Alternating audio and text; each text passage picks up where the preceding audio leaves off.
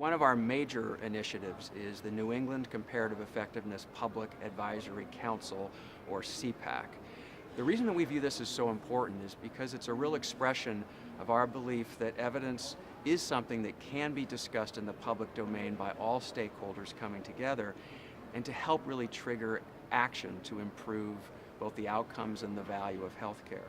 So the way this process works is that our researchers do the evidence synthesis and create an evidence report, and it could be on any number of interventions in any particular clinical area, but it's guided, the selection of topics is guided by an advisory board of regional health plans, provider groups, and patient representatives.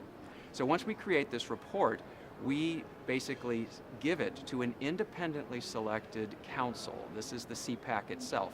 It's 18 members, practicing clinicians and public representatives, all of whom have some experience with evidence review. They take what we produce as a systematic review and they deliberate upon it and vote on how strong the evidence is to suggest that certain approaches are better than others.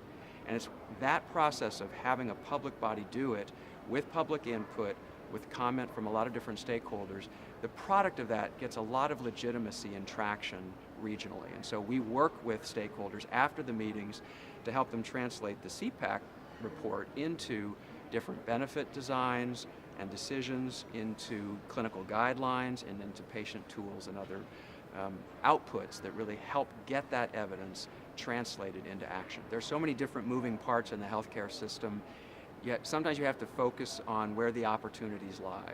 So that actually starts for us with even picking topics. We don't pick topics to review just because they're interesting or controversial.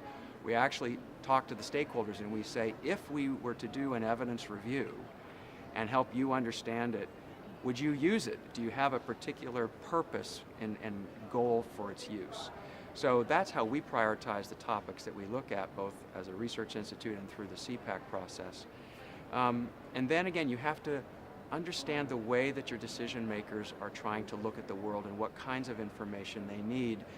The rating matrix and other approaches to helping to summarize what the evidence says. You always want to emphasize where the limitations of the evidence are, but also help them understand how the evidence fits into the decisions that they have to make. So for us, that's really important. It's kind of a formatting. Then running it through a public process often really helps enhance the legitimacy of the process, because there are always interests involved in, the evidence saying this or that. Having a public independent body weigh in, I think, is very important. And then the last piece is just working with stakeholders afterwards, and we make our staff available. We reach out, we talk to people, we visit their organizations to talk about what we've learned through this process, and we help design specific tools. It could be website information. Again, it could be helping health plans understand what codes are needed to bill differently. There are a variety of different ways. We try to maintain a very wide portfolio of approaches to helping get that evidence into action.